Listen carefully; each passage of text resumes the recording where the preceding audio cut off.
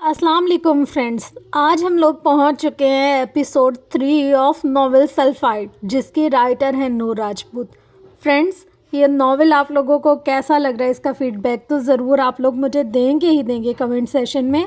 But एक RJ जो है ना, इसने सबके नाक में दम किया हुआ है। मतलब इतना बिगड़ा हुआ बच्चा, तौबा तौबा, जहाँ जाता है वहाँ लोगों की चीखें निकलवा देता है, वहाँ लोगों के रोने धोने शुरू हो जाते हैं। फ्रेंड्स, आप लोगों को ना बहुत ज़्यादा मज़ा आने वाला है इस नॉवेल को सुनकर। इसकी स्टोरी, इसका प्लेटफॉर्म बहुत अच्छा है। मतलब जो राइटर ने बताया हुआ है ना, कुछ कुछ पॉइंट्स तो ऐसे इंसान सुन के कहते हैं ओह ऐसा भी था या ऐसा भी हो सकता है। मतलब एक दफ़ा ना इंसान की आंखें खुल जाती हैं। साइंस से रिलेटेड, इस्लामिक बातों से रिलेटेड बहुत अच्छा नॉवेल है। तो चलो इसको स्टार्ट करते हैं। आरजे, आपका आईक्यू लेवल कितना है? आपको सब कुछ याद रहता है? क्या आप बताएंगे प्लीज़ अपना आईक्यू लेवल? इसकी नई नई परफॉर्मेंस वीडियोस के नीचे किसी ने कमेंट किया था। ये सच था। इसे बचपन से लेकर आज तक का हर वाक्य याद था। इसे हर शख्स याद रहता था जिसका इससे सामना होता था। इसे कुछ नहीं भूलता था। लड़के की बात सुनकर इसके चेहरे पर पुरस्रार से मुस्कुराहट फैली और जिंदगी की कुछ और राग इसके दिमाग ने पीछे की जानिब से पलटे। इसके सामने खुले लैपटॉप पर एक नई फिल्म चलने लगी थी। मिस्टर जबील, आपने तो कहा था कि आपका बच्चा एक गैर मामूली बच्चा है जो आम इंसानों से बहुत मुख्तलिफ है, जिसका दिमाग बहुत तेज़ी से काम करता है। जी जी बिल्कुल, सैयद जबील ने अपने साथ वाली कुर्सी पर बैठी अपनी बीवी को एक नज़र देखकर सामने बैठे शख्स को जवाब दिया। गलत, बिल्कुल गलत। आपका बेटा बाकी बच्चों की निस्बत बहुत ही नालायक है। इसने आईक्यू लेवल का जो टेस्ट दिया है, इससे साबित होता है कि इसका आईक्यू लेवल 0 है। अगर यकीन नहीं आता तो पेपर देख लें। इस शख्स की बात सुनकर वो दोनों हैरान रह गए थे। स्कूल के प्रिंसिपल ने उन्हें मजबूर किया था कि वो आरजे का आईक्यू लेवल टेस्ट करवाएं और इसके बाद अगर चाहें तो इसे किसी और स्कूल में मुंतकिल करवा सकते हैं। लेकिन यहाँ तो उलट ही हो गया था। टेस्ट देखने के बाद सैयद जबील को यकीन नहीं आ रहा था, जबकि आरजे पुरसुकून बैठा था। जाने इसके दिमाग में क्या चल रहा था। दरअसल स्कूल का प्रिंसिपल और हर टीचर जो आरजे की क्लास में आता था वो इससे तंग था। बिलाशुबा वो गैर मामूली बच्चा था, लेकिन इसके सवालों ने टीचर्स का दिमाग हिला दिया था। प्रिंसिपल इस बच्चे को स्कूल से नहीं निकाल सकता था, इसलिए इसने आरजे के वालिदैन को नया मशवरा दिया था, जो बुरी तरह नाकाम रहा था। मैं आ रहा हूँ प्रिंसिपल सर, आरजे आ रहा है। दिल ही दिल में वो बड़बड़ाया। चलें बेटा, मिसेस जबील ने उठते ही अपने बेटे से कहा। यस मामा। वो छलांग लगाकर कुर्सी से उतरा था। वो लोग ऑफिस से बाहर निकल आए थे, जबकि वो एक झटके से रुका। मामा, शामू का फ़ोन तो अंदर ही रह गया, मैं अभी लेकर आता हूँ। किस कमाल महारत से वो बिना बताए हशाम का फ़ोन उठा लाया था। इससे पहले कि मिसेस जबील इसको कुछ कहती, वो अपना नन्हा सा हाथ छुड़ाकर ऑफिस की तरफ भागा। उनका बेटा और कोई चीज़ भूल जाए, कमाल है। वो हैरान हुई। Hello uncle. वो इस शख्स के सामने जाकर खड़ा हो गया। आपने जो अंदर मिस से बातें की ना, वो सब इसमें रिकॉर्ड हो चुकी हैं। अगर आपने दोबारा सैयद जबील से कहा ना कि मैं नालायक हूँ, तो मैं ये सबको सुनाऊंगा। बच्चे ने अपनी जैकेट से फ़ोन निकालते हुए कहा, जो इसने मुश्किल से छुपाया था, जबकि सामने बैठे शख्स को कुछ समझ में नहीं आया। मैंने कहा ना मिस जिया, पैसे आपके अकाउंट में ट्रांसफ़र हो जाएंगे। मेरी वाइफ को पता नहीं चलना चाहिए। इसने बटन दबाकर रिकॉर्डिंग ऑन की, जिसे सुनकर इस शख्स के पसीने छूट गए। Best of luck uncle. वो मुस्कुराता हुआ बाहर निकल आया था। वो ऐसा ही था, इतनी आसानी से किसी को खुद को जानने का मौका नहीं दे सकता था। इसका दिमाग कंप्यूटर की सी रफ्तार से काम करता था। वो होंठों के हिलने से जान लेता था कि दूर खड़ा इंसान क्या बात कर रहा है। बताएं ना आरजे, आपका आईक्यू लेवल कितना है? मैं आपका इंटरव्यू अपने मैगजीन में पब्लिश करना चाहता हूँ। 0। एक लफ्ज़ी जवाब देकर वो लैपटॉप बंद कर चुका था। इसे फिक्र नहीं थी सामने वाले बंदे को वर्ताए हैरत में डाल चुका था। बस वो ऐसा ही था, बचपन के वाक़ये ने इसके होंठों पर मुस्कुराहट फैला दी थी। तुम सोच नहीं सकती ईला, आज मैं बहुत खुश हूँ। माही के हाथ शिद्दत जज्बात से कांप रहे थे। बताओ मैं अब क्या करूँ, कैसे इस शख्स से बात करूँ? माही की आवाज़ भरा गई। सामने लैपटॉप पर इस शख्स की तस्वीर चमक रही थी। कितनी मुश्किलों से ढूंढा था इसे माही ने। करना क्या है पागल, सबसे पहले ऐड करो उन्हें, फिर बात कर लेना, ईला ने मशवरा दिया। वो मुझसे बात तो करेंगे ना? माही को यकीन नहीं आ रहा था। वो इस शख्स का अकाउंट था, सैयद हशाम बिन जबील। हाँ, यही नाम था इस शख्स का, जो सफ़ेद कलफ लगे कपड़े पहने, भूरे रंग की चादर कंधों पर फैलाए अपनी तमाम तर वजाहत के साथ बैठा था। वो बिना पल के झपकाए इसकी प्रोफाइल पिक्चर्स को देख रही थी। होश में आओ माही, इससे पहले कि देर हो जाए बात कर लो, ईला कहते हुए कमरे से बाहर निकल गई, जबकि माही के हाथ कांप रहे थे। इसकी आंखों में नमी चमकी थी। वो शख्स किस हद तक इसे अजीज हो चुका था वो खुद नहीं जानती थी। हाँ नी, तुम्हें वो अस्मारा आपी याद है जो स्कूल में हमारी सीनियर थी? मेहरू ने सामने बैठी हानम से पूछा, जो तेजी से रजिस्टर पर कलम चला रही थी। नहीं, कुछ खास नहीं, हानम ने जवाब दिया। वही जिससे मेरी अच्छी खासी दोस्ती थी, जिसने टॉप भी किया था, मेहरू ने याद करवाना चाहा। क्या हुआ है इसे? अब की बार हानम ने चौंकते हुए पूछा। इसकी मम्मा का प्राइवेट कॉलेज है, अच्छा खासा है, उन्हें 2 माह के लिए एक टीचर की ज़रूरत है। कल अस्मारा आपी की कॉल आई हुई थी, वो पूछ रही थी अगर कोई टीचर हो तो। एफएससी के स्टूडेंट्स को पढ़ाना है, बस 2 माह।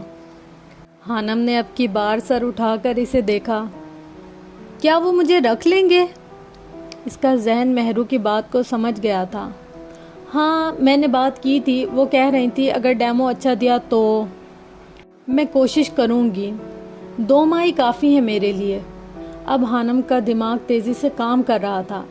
वैसे वहाँ सारे टीचर्स बहुत हाई क्वालिफाइड हैं, लेकिन अब उनकी भी मजबूरी है, और अस्मारा आपी मेरी बात भी मान लेती हैं। वो अपनी मामा को मना लेंगी, लेकिन तुम सोच समझ लो, 2 काम एक साथ कर लोगी? मेहरू थोड़ा परेशान हुई। टाइमिंग क्या है कॉलेज की? हानम ने पूछा। सुबह 8 बजे से 1 बजे तक, मेहरू ने बताया। बस ठीक है, एकेडमी का टाइम 2 बजे से शुरू होता है, और फिर 2 माह की तो बात है, मैं कर लूँगी कुछ ना कुछ। हानम के दिमाग से जैसे बहुत सा बोझ उतर गया था। अलबत्ता अब इसे एक नई फिक्र थी, पता नहीं इसे ये जॉब मिलती भी है या नहीं। हशाम आरजे को बुलाने इसके कमरे में आया था, लेकिन इसे वो वहाँ नज़र नहीं आया।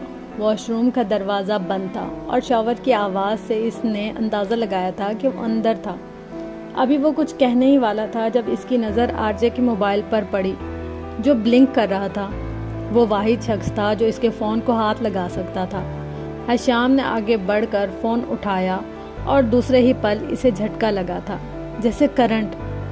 हाँ, मोबाइल फ़ोन से। Don't touch my phone you bromides. Mobile की स्क्रीन से आवाज़ उभरी थी, और इस पर यही जुमला लिखा भी चमक रहा था। एक बड़ा सा टाइगर मुंह खोले खा जाने वाली नज़रों से इसे घूर रहा था, जिसके मुंह में ये अल्फाज चमक रहे थे। क्या हुआ शामू काका, डर गए? अंदर से इसकी आवाज़ उभरी थी। जाने इसे कैसे पता चल जाता था। डूब के मर जाओ तुम, इंतहाई कोई जलील इंसान हो वैसे। हशाम को गुस्सा आ गया था, जबकि आरजे का कहका उभरा था। ब्रोमाइड साहब, क्या लेने आए हो मेरे कमरे में? इसके ब्रोमाइड कहने पर हशाम मजीद तबाह। तुम्हें पता भी है ब्रोमाइड का मतलब क्या है? ये तो तुम्हें पता होगा शामू काका, इंग्लिश लिटरेचर तुम पढ़ रहे हो। ब्रोमाइड्स का मतलब पुराने ख्यालात। क्या मैं तुम्हें पुराने ख्यालात का लगता हूँ? हशाम को इसका ब्रोमाइड कहना बुरा लगा था। जी बिल्कुल शामू काका, आप ओल्ड फैशन इंसान हैं। इस बात का अंदाज़ा आप अपने कपड़ों से लगा लें। वो तुर्की ब तुर्की जवाब दे चुका था, जबकि हशाम दांत भींच कर रह गया था। नहा कर जल्दी नीचे मरो, मदिया आई है, तुम्हें बुला रही है। मदिया हशाम की छोटी बहन थी, जो डॉक्टर बन रही थी। वो कहकर रुका नहीं, बल्कि कमरे से बाहर निकल गया था, क्योंकि आरजे से बहस करना फजूल था। رہنے دو ہانی، ایک وقت میں تم سے 2 کام نہیں ہوں گے، پھر تم کہو گی کہ پڑھائی پر دھیان نہیں دے پا رہی ہوں۔ آسیہ بیگم نے اپنی بیٹی کو سمجھانا چاہا تھا۔ وہ تو ویسے بھی نہیں دے پا رہی اماں، البتہ اس کام سے فائدہ ہی ہوگا نا مجھے، بس 2 مہینے کی تو بات ہے، خانم نے کہا، جبکہ آسیہ بیگم خاموش رہی۔ اچھا ہے جانے دے امی، گھر میں رہ کر بھی تو اس نے کتابیں چاٹنی ہیں، باہر نکلے گی، باہر کی دنیا سے ملے گی، اس کا غصہ بھی کم ہوگا۔ ماہم نے ٹانگ اٹکائی۔ اسے چھوڑو، تم کھانا کھاؤ، اس کی تو عادت ہے بولنے کی، آسیہ بیگم نے اپنی خانم سے کہا، جسے بہت جلد غصہ آتا تھا۔ البتہ وہ غصہ دوسروں پر کم اترتا تھا، اندر ہی اندر پینے کی وجہ سے وہ بہت تلخ ہو گئی تھی۔ بس اماں 2 ماہ 10,000 دیں گے وہ لوگ، ایک بار داخلہ چلا جائے گا نا، اور دوسری دفعہ کی تنخواہ میں کوئی موبائل لوں گی، انٹرنیٹ کی بہت ضرورت پڑتی ہے مجھے۔ آج وہ پوری محنت کر کے گئی تھی، کلاس اور پرنسپل کو اس کا ڈیمو پسند آ گیا تھا، کل سے وہ باقاعدہ اپنی ٹیچنگ کا آغاز کرنے والی تھی۔ یہ بھی شکر ہے کہ انہوں نے مجھے رکھ لیا، اگر انکار کر دیتے تو کیا ہوتا۔ خانم مزید نہ کہہ پائی۔ رکھتے کیوں نہیں بھائی، 30,000 جس ٹیچر کو دینے تھے انہیں، اب اس کے بدلے انہیں 10,000 میں ٹیچر مل گئی ہے، کیسے نہ رکھتے۔ ماہم باز نہیں آتی تھی۔ تم چپ کر کے بستر لگا دو، مجھے نیند آئی ہے بہت۔ وہی کر رہی ہوں، دیکھ تو لو پہلے۔ خانم کی بات پر بستر لگاتی ماہم نے خفگی سے جواب دیا تھا، جبکہ خانم کا دماغ ٹیچنگ میں الجھ کر رہ گیا تھا۔ اسے ٹیچنگ کرنا نہیں پسند تھا، لیکن وقت انسان سے کیا کچھ کرواتا ہے، یہ اسے اب اندازہ ہو رہا تھا۔ وہ بس گہری سانس لے کر رہ گئی تھی۔ وہ فٹ بال لے کر سید حویلی سے باہر نکل آیا تھا۔ اب اس کا رخ گراؤنڈ کی طرف تھا، جہاں علاقے کے لڑکے فٹ بال کھیلتے تھے۔ ارے آرجے، آؤ آؤ، لڑکوں نے اسے دیکھ کر آواز دی۔ وہ مسکراتا ان کی طرف بڑھ گیا تھا۔ اس کی نظریں ایک انسان کو تلاش کر رہی تھی، جس کا کل مدیحہ نے اسے بتایا تھا کہ جب وہ گھر آ رہی تھی ڈرائیور کے ساتھ تو ایک لڑکے نے بائک پر ان کا پیچھا کیا تھا اور کچھ نازیبا کلمات بھی اچھالے تھے، یہ جاننے کے باوجود کہ وہ سید خاندان کی لڑکی تھی۔ جلد ہی اس کے کمپیوٹر سے تیز چلتے دماغ نے اس لڑکے کو سکین کیا اور پھر وہ فٹ بال کے ساتھ میدان میں کود پڑا۔ کچھ دیر نارمل کھیلنے کے بعد اس نے لڑکے کا نشانہ رکھ کر فٹ بال کو کک لگائی اور منہ پر دے مارا۔ لڑکا لڑکھڑا کر نیچے گرا۔ اس سے پہلے وہ اٹھتا آرجے اس کے سر پر پہنچ گیا تھا۔ سارے لڑکے اس کے پاگل پن کو دیکھ کر بھاگ گئے تھے، جبکہ وہ بری طرح اب اس لڑکے کو ہاتھوں اور لاتوں سے پیٹ رہا تھا۔ اس کے اختیار میں ہوتا وہ اس لڑکے کو جان سے مار دیتا۔ دکھنے میں دبلا پتلا سا تھا ابھی، لیکن اپنی جسامت کے لحاظ سے وہ کافی طاقتور تھا۔ بڑے سائیں جلدی چلیں، وہ باہر میدان میں چھوٹے سائیں۔ حویلی کا ملازم بھاگا بھاگا حشام کے پاس آیا تھا۔ کیا ہوا آرجے کو؟ چھوٹے سائیں کے نام پر حشام کے کان کھڑے ہوئے۔ وہ ایک جھٹکے سے اٹھا۔ وہ جی باہر سائیں ایک لڑکے کو مار رہے ہیں، ملازم پھولی سانسوں کے ساتھ مشکل سے بولا تھا، اور حشام اس کی بات پوری ہونے سے پہلے باہر کی جانب بھاگا تھا۔ کچھ ہی پل میں وہ میدان میں پہنچ گیا تھا۔ وہ لڑکا نیچے پڑا تھا، جبکہ آرجے اس کے منہ پر گھونسے مار رہا تھا۔ آرجے پاگل ہو گئے ہو، چھوڑو اسے۔ حشام نے اسے کھینچ کر لڑکے سے دور کیا، جس کے منہ سے اب خون نکل رہا تھا۔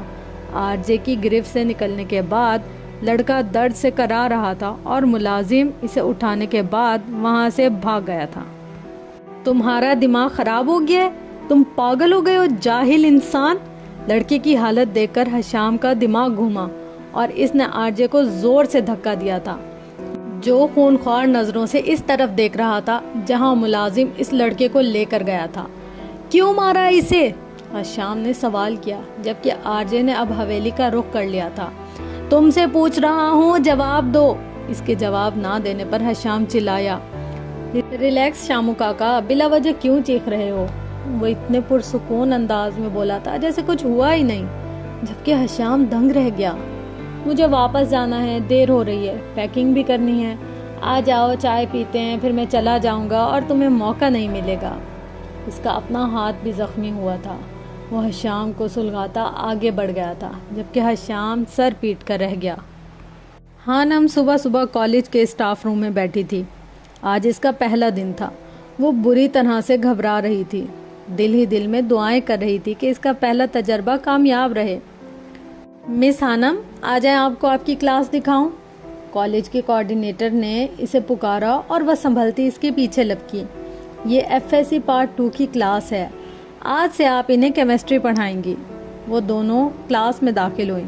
کلاس میں ایک طرف لڑکیاں جبکہ دوسری جانب لڑکے بیٹھے تھے۔ وہ خود ابھی چھوٹی تھی، سمجھ نہیں آ رہا تھا کہ لڑکوں کو کیسے کنٹرول کرے گی۔ اسٹوڈینٹس، یہ آپ کی کیمسٹری کی نئی میم ہے، اچھے سے ویلکم کرو انہیں۔ کوآرڈینیٹر سمیہ نے اس کا کلاس سے تعارف کروایا۔ انہوں نے کیمسٹری میں ماسٹرز کیا ہوا ہے۔ کوآرڈینیٹر کی اس بات پر وہ بری طرح چونکی۔ اس نے جھوٹ بولا تھا، وہ خود ابھی طالب علم تھی۔ وہ پوچھنا چاہتی تھی کہ اس کا غلط تعارف کیوں کروایا گیا، لیکن اسے موقع ہی نہیں ملا۔ اس سے پہلے وہ پوچھتی سمیہ کلاس سے جا چکی تھی۔ کلاس میں موجود طلبہ و طالبات اسے غور سے دیکھ رہے تھے۔ وہ اتنی خود اعتماد نہیں تھی، پھر یہ موقع بھی پہلا تھا۔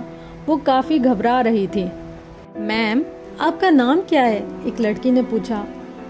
ہانم، وہ اپنے آپ کو پر اعتماد بناتے ہوئے بولی تھی۔ نائس نیم میم، لڑکوں کی طرف سے پہلا کمنٹ آیا۔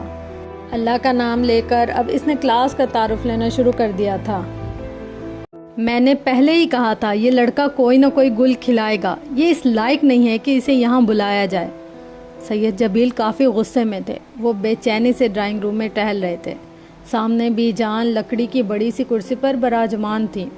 اگر وہ لڑکا مر جاتا تو کیا جواب دیتا میں گاؤں والوں کو؟ یہ آپ لوگوں کے لاڈ پیار کا نتیجہ ہے۔ بی جان خاموشی سے ان کی باتیں سن رہی تھی۔ کوئی تو وجہ ہوگی نا جو اس نے ایسا کیا۔ بالآخر بی جان نے پہلی بار کچھ کہا۔ وجہ جو بھی ہے، اسے کس نے یہ حق دیا کہ وہ لوگوں کا سر پھاڑتا پھرے؟ اب کیا جواب دوں گا میں اس کے ماں باپ کو جو پنچایت بلانے کا کہہ رہے ہیں؟ بابا سائیں، آپ پریشان نہ ہوں، میں کرتا ہوں بات۔ ویسے بھی اس لڑکے نے پہلے غلط حرکت کی تھی۔ حشام نے آگے بڑھ کر انہیں حوصلہ دیا۔ بے شک اس کی حرکت غلط تھی، میں خود نپٹ لیتا۔ یہ کون ہوتا ہے مارنے والا؟ اس سارے واقعے میں مدیحہ خاموش بیٹھی تھی۔ جاؤ اسے بلاؤ، معافی مانگے گا وہ اس لڑکے کے ماں باپ سے۔ بی جان نے مدیحہ سے آرجے کو بلانے کا کہا۔ لیکن بی جان وہ تو چلا گیا، مدیحہ نے پرسکون لہجے میں جواب دیا۔ دیکھ لیا آپ نے، ہمیں لوگوں کے سامنے شرمندہ کر کے خود بھاگ گیا۔ سید جبیل بھڑکے۔ اچھا ہوا بابا سائیں چلا گیا، یہاں رہتا تو پھر کچھ غلط کرتا۔ آپ آرام کریں، میں کرتا ہوں بات ان لوگوں سے۔ اگر وہ پنچایت کا کہتے ہیں تو پھر ٹھیک ہے، سیدوں کی لڑکی پر جملے کسنے کی پاداش میں ان کے خاندان کو بھی سزا ملے گی۔ وہ سرد سے لہجے میں کہتا حویلی سے نکل کر درباری حصے کی طرف بڑھ گیا۔ مسئلہ یہ ہے کہ قاضی بھی میں ہی ہوں۔ اگر آپ کے لاڈلے کو معافی مانگنی پڑے گی نا تو کبھی بھی نہیں مانگے گا اور الٹا مجھے ہی شرمندہ کروائے گا، سید جبیل بی جان سے کہہ رہے تھے، اور بی جان کو سمجھ نہیں آ رہا تھا کہ وہ آرجے کو کس طرح سدھاریں۔ وہ خوشی خوشی کلاس سے باہر نکلی تھی۔ کلاس کے طالب علم اچھے تھے۔ کچھ ہی دیر میں اس کا اعتماد بحال ہوا تھا۔ اب وہ شکر کر رہی تھی کہ اس کا پہلا دن اچھا گزر گیا تھا۔ کالج سے سیدھا وہ اپنی اکیڈمی آئی تھی، جہاں اب وہ مہرو کے ساتھ کینٹین پر بیٹھی سموسے کھا رہی تھی۔ کیسا گزرا پہلا دن؟ مہرو نے پوچھا۔ اچھا تھا، کسی نے تنگ تو نہیں کیا؟ مہرو نے دوسرا سوال کیا۔ نہیں، ابھی تک تو نہیں، لیکن میں خود تھک گئی ہوں اور اب نیند آ رہی ہے۔ آنم کی بات سن کر مہرو کو اس پر ترس آیا تھا۔ کہا تو تھا سوچ سمجھ کر فیصلہ کرنا۔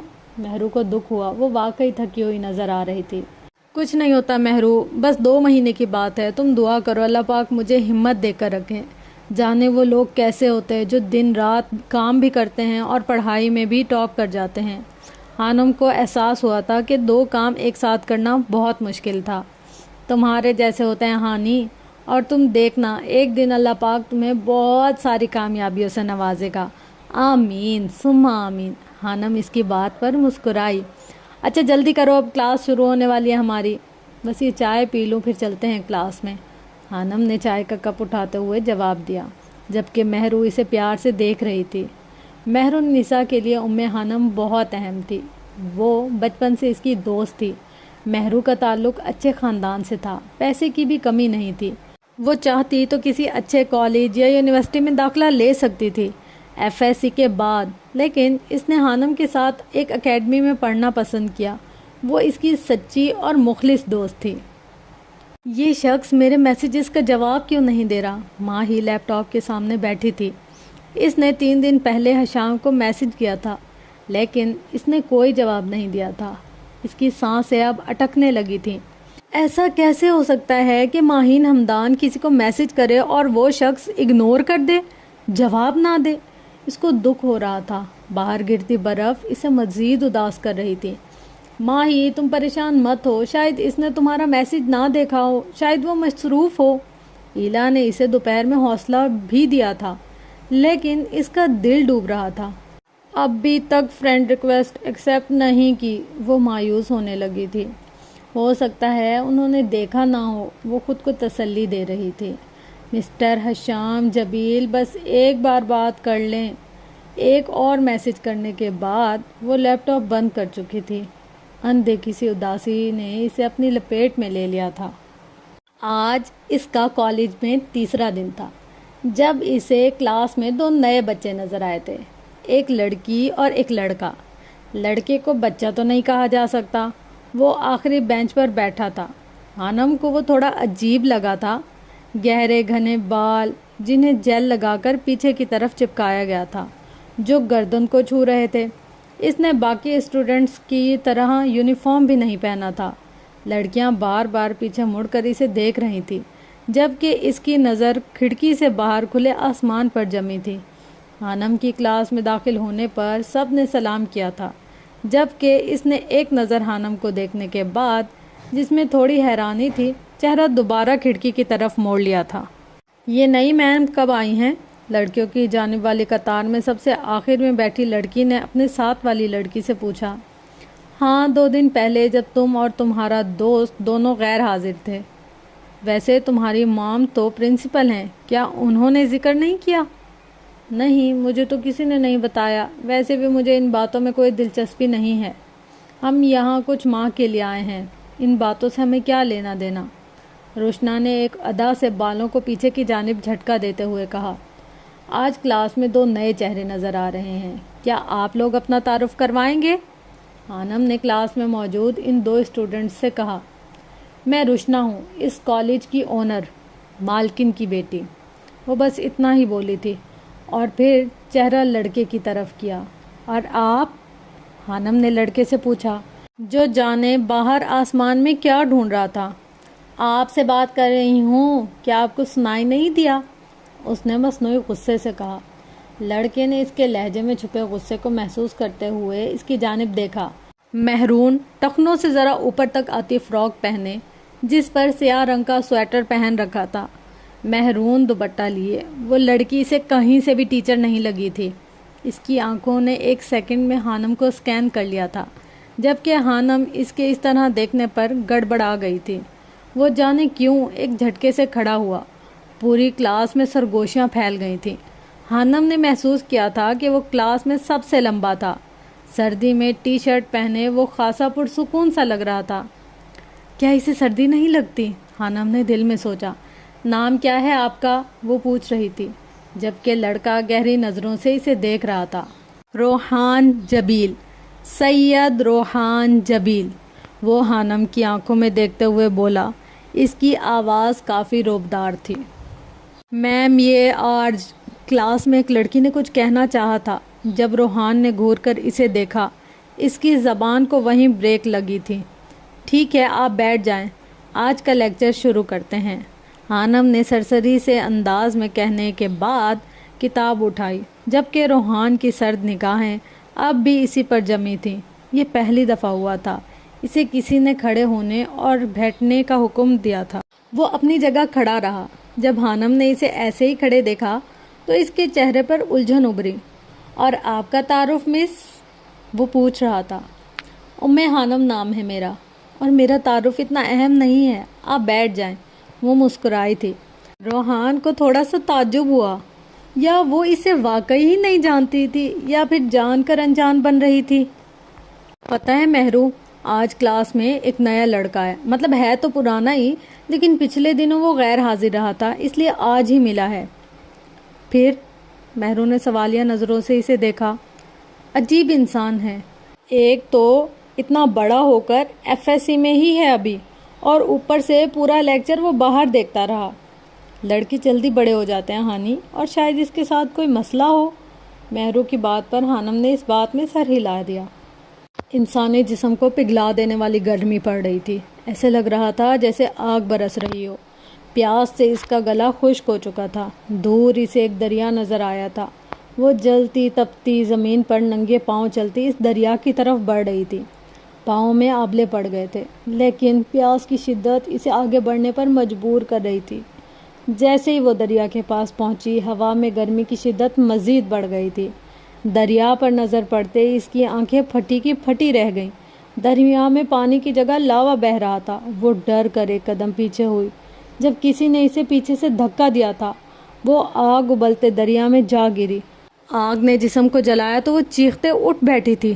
چہرہ پسینے سے تر تھا، موٹی رضائی میں اس کا دم جیسے گھٹ رہا تھا۔ کیا ہوا ہانی، تم ٹھیک ہو؟ چیخ کی آواز سن کر آسیہ بیگم اٹھ گئی تھی۔ اماں وہ الفاظ اس کے گلے میں دم توڑ گئے تھے۔ کمرے میں پھیلی زیرو بلب کی روشنی میں اس کے چہرے پر پھیلا خوف اس کی ماں آسانی سے دیکھ سکتی تھی۔ کیا ہوا، کوئی برا خواب دیکھا ہے کیا؟ آسیہ بیگم نے پوچھا۔ پانی، خشک ہوتے حلق کے ساتھ وہ بمشکل بول پائی۔ کچھ سیکنڈ کے بعد ہی پانی کا گلاس آسیہ بیگم نے اسے پکڑایا تھا، جو ایک ہی سانس کے ساتھ پی گئی تھی۔